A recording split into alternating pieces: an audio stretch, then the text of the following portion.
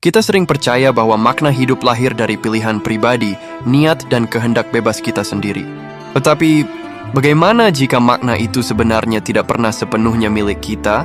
Bagaimana jika cara kita berpikir, mencintai, membenci, bahkan memahami diri sendiri sudah diatur oleh sesuatu yang jauh lebih besar dari individu? Inilah pertanyaan radikal yang diajukan oleh seorang antropolog bernama Claude Lévi-Strauss. Dan mungkin tanpa sadar kita semua hidup di dalam struktur yang tidak kita ciptakan. Claude Lévi-Strauss bukan filsuf dalam arti klasik. Ia adalah antropolog strukturalis. Namun justru dari penelitian tentang mitos, bahasa, dan kebudayaan suku-suku, ia mengguncang cara modern melihat manusia. Bagi Lévi-Strauss, manusia bukan pusat makna.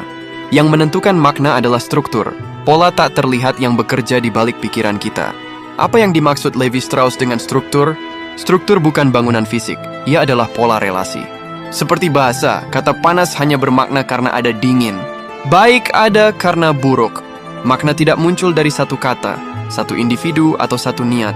Makna muncul dari hubungan antar unsur. Dan manusia, menurut Lévi-Strauss, berpikir dengan cara yang sama seperti bahasa itu bekerja. Kita sering berkata, ini pendapatku, ini pilihanku, ini makna hidupku. Namun Lévi-Strauss akan bertanya, benarkah itu murni milikmu?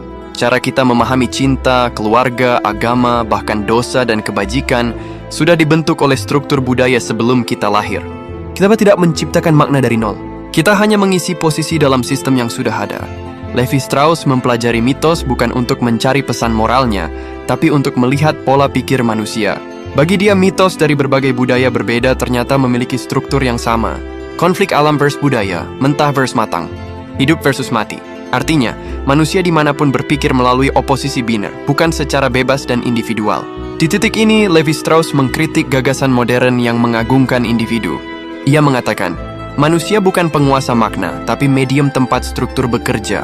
Itu terdengar dingin, bahkan mengancam, tapi mungkin juga membebaskan, karena penderitaan kita tidak selalu akibat kegagalan pribadi. Di era media sosial, kita dituntut jadi diri sendiri. Otentik wa unik, original. Namun algoritma, bahasa, norma, dan budaya sudah menentukan cara kita mengekspresikan diri. Mungkin pertanyaannya bukan, siapa aku sebenarnya? Tapi, dalam struktur apa aku sedang hidup dan berpikir? Claude Lévi-Strauss mengingatkan kita bahwa makna tidak selalu lahir dari kehendak bebas individu. Makna seringkali muncul dari struktur yang tak kita sadari. Dan mungkin, langkah pertama untuk benar-benar berpikir bebas bukan dengan menegaskan ego, melainkan dengan menyadari struktur yang membentuk kita. Karena terkadang, yang paling tidak kita sadari justru yang paling menentukan hidup kita. Menurut kamu, apakah kita masih bisa menciptakan makna